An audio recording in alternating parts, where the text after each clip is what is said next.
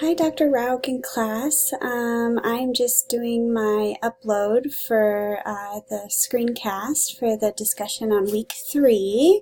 As you can see, I signed in and got everything set up to go, and hopefully this works out. And I also uploaded my introduction video to YouTube, so we can see that as well. Yeah, I think I got the hang of this. Let's see what else we have. So I did the screencast-o-matic video. I have not done the voice thread yet, so I'm hoping to do that after this, but this is what I'm going to upload to the discussion question.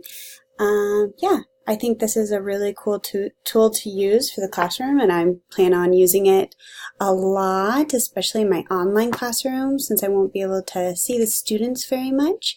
Yeah, and so I'm at 60 seconds, so I'm going to log off. All right, have a good day.